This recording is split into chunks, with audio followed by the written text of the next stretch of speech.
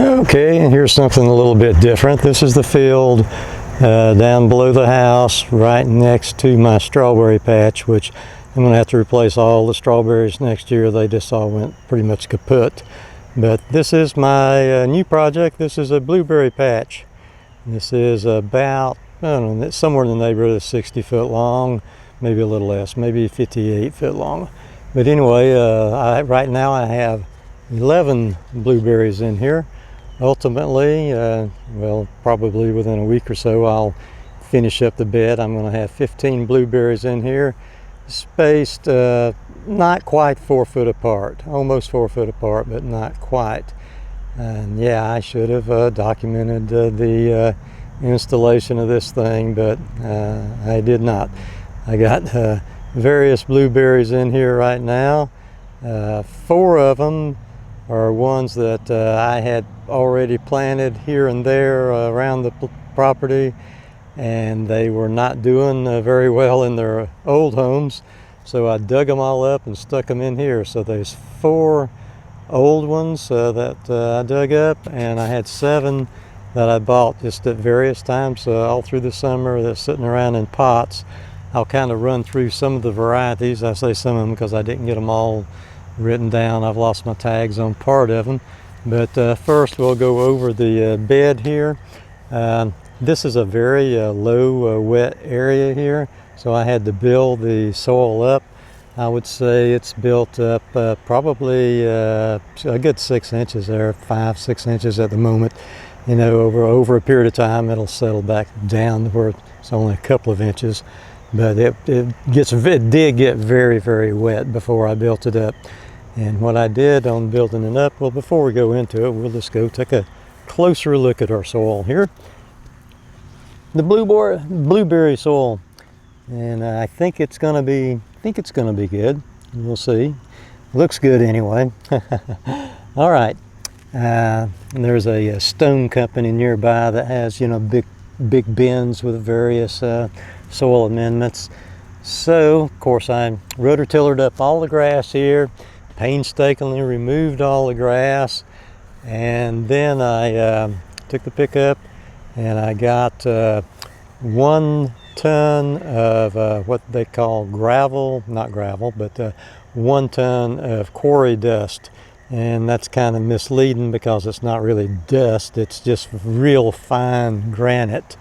And you know, if you go to Lowe's and get any kind of granite type, crushed granite type stuff, this is, you know, other than just actual gravel, of course. This stuff here is grittier than anything Lowe's has by, you know, just one little step beyond what they got. Because I wanted some grittiness, I wanted some good drainage. So this bed has 1 ton of what they call quarry dust, 1 ton of river sand, which is dredged out of the local French Broad River here. They've been doing that for many years. I think that dredge is like 100 years old, it looks like. But you know, if you go this route, you need to be, you know, fairly confident. If you did river sand, that you know, your river's not too polluted or anything. And I'm reasonably confident in this particular sand. Okay, and then 2 tons of just plain old black looking topsoil. And this particular topsoil was a little better looking than some previous topsoil that I bought earlier in the year. Has a little bit lower clay content to it. So this was just a ton of work. I went through this bed and you know, I got all the dirt or all the grass out of it.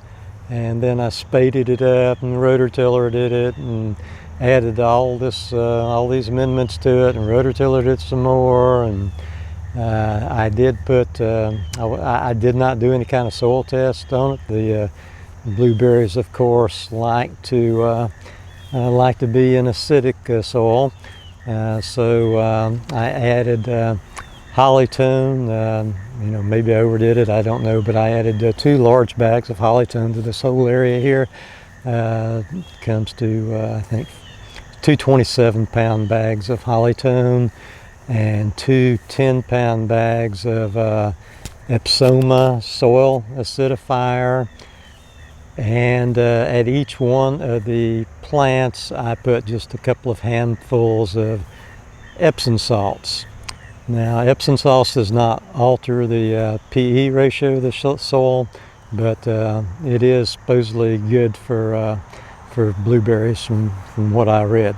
Okay, we'll go through all the plants here that I do know the names of, which I really hate that I don't know the names of all of them. I'll look around. If I figure out some tags later on, I'll add some names at the end of it. I don't know the name of that one. So I've got 11 planted right now. Now some of the ones I don't know the names of are Brightwell. Some of these larger ones, so there's a decent chance that is a Brightwell right there. So you'll see.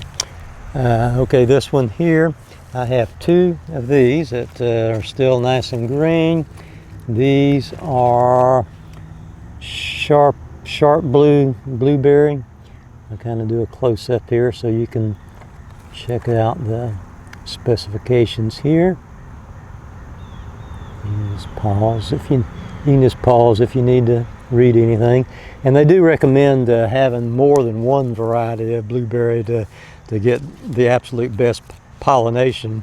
And I'm pretty confident here on these 15 plants, or what will ultimately be 15 plants, that I've probably got 7 or 8 varieties.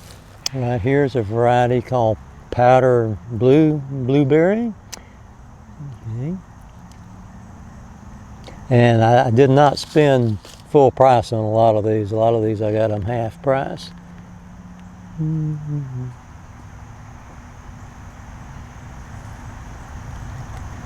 The blueberries I dug up had been here for a couple of years already, that I wanted to get into this row. Had extremely poor root systems on them. But I've got room for 4 more, which I already have ordered. And you know, some of the blueberries are considered southern highbush and northern highbush and Rabbiteye. I think I've got all 3 of those in one form or another already in or will be in. Thought I'd just run down through here and identify what I can of them. I've done a poor job of keeping up with my tags. I've got a few tags that I know the blueberries are in here. I just don't know which tag goes to which blueberry. Okay, number 1, unknown. Number 2, unknown. Number 3, sharp blue blueberry. Number 4, powder blue blueberry. Number 5, unknown.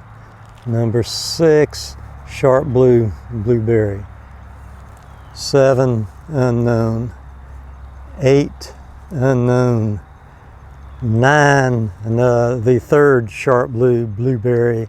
And these sharp blues have much nicer looking foliage. I think it's, just because the plants have just come out of the greenhouse, like a week or 2 ago. Number 10, unknown. Number 11, unknown. So it does have 1 blueberry on number 11. Okay, that's number 11. Number 12 through 15 here, yet to be planted. We've got Hardy Blue, Blue Ray, and O'Neill. And number 15 is Chandler. I do know a little about the Chandler, so I don't really know that much about blueberries. Maybe you shouldn't even watch this video, I know so little. But I do know a little. Blueberries, of course, need low pH soil, which I hopefully have fixed here in the amendments. And I do know the Chandler blueberry is supposedly the world's largest blueberry. So we'll see how it does. I considered planting all 4 of these to be Chandlers, but I thought better of it. Now here's a couple of my tags that I dug up of these unknowns. First off, of the unknowns, 2 or 3 of them are Brightwell blueberries. I didn't have my tag for it, but I know they're Brightwells. And here's another one of the tags here for one of the unknowns. It's Bountiful blueberry. And we have Blue Suede Southern Highbush blueberry. As you can see, I got it, you know, half price there at Lowe's. So there you go, and this is some Epsom salts here that I'm gonna dig. It has just like 3 handfuls of Epsom salts. Supposedly the Epsom salts does not alter the pH, even though I think it may have some sulfur in it, but somehow it doesn't alter the pH, but it does give them quite a few nutrients. And I've already mentioned what I put amended the soil with, but here's the bags: the organic Ipsoma Hollytone and the organic soil acidifier right here. And I may not have mentioned it, but also in this bed I added let's see, I added pine bark soil conditioner. This has approximately 40 bags of pine bark soil conditioner, about 1.5 cubic feet. Part of the bags were 1.5 cubic feet, and part of them were 2 cubic foot bags, and kind of half of one and half of the other. Let's get these things planted here.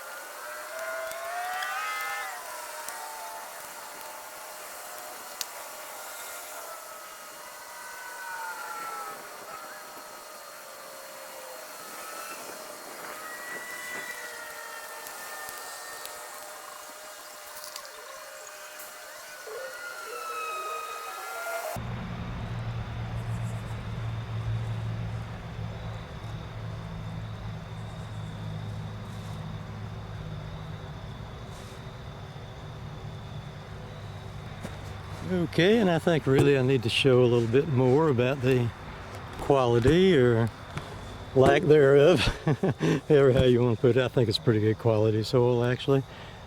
Zoom in a little here.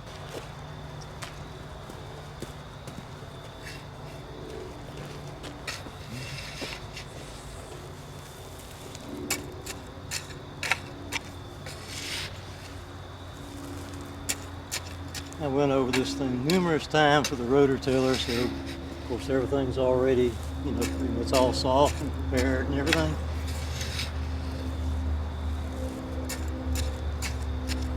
Even though I got a lot of the pine bark soil conditioner in here, you really don't notice that much of it whenever I'm mixing the soil or remixing it. It's already been mixed.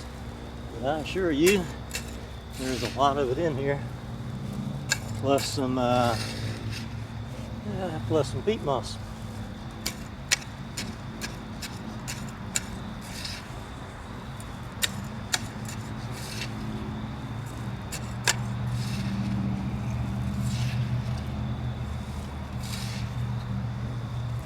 And these blueberry bushes seem to have been planted just mostly in pine bark soil conditioner, the pine bark itself. This is the Chandler, of course. So as you can see, just lots of pine bark. Oh, this one, the pine bark has been pretty much superseded by just this fibrous root system. And I don't know, I'm probably a little bit more aggressive than most people on teasing these roots. I believe in teasing them quite a bit. Some people will tease them a little. Some people will tease them none. That is definitely the wrong thing to do.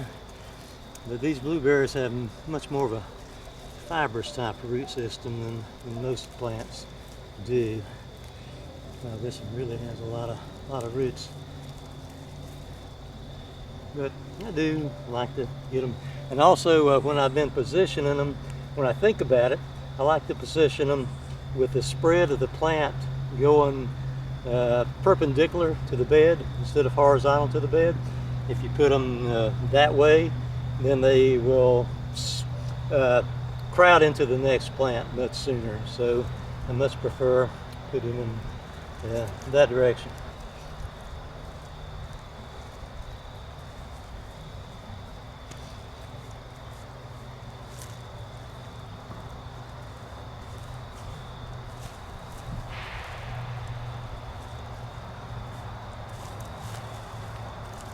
And I basically found the same level as they were in the container. The mulch actually, now this is a little controversial, I think, because I've read it both ways, but the mulch, when you put it on here, almost all plants, you know, you taper your mulch, you have it, you know, thick on the edges, and in the middle you don't have that much mulch on it. But on blueberries, some people say you can do a little bit more extreme on the mulch, especially if it's fine bark mulch, because these are going to sucker out anyway, and the sucker, it kind of encourages the suckers. If you got your mulch a little bit higher, it assists the suckers in suckering out. Some people say that anyway, but I'm going to put a fair amount of fine straw mulch on all of them. Now another thing I do, and I'll show you here, I take my rake on either side and rake up a well on either side to hold the water in.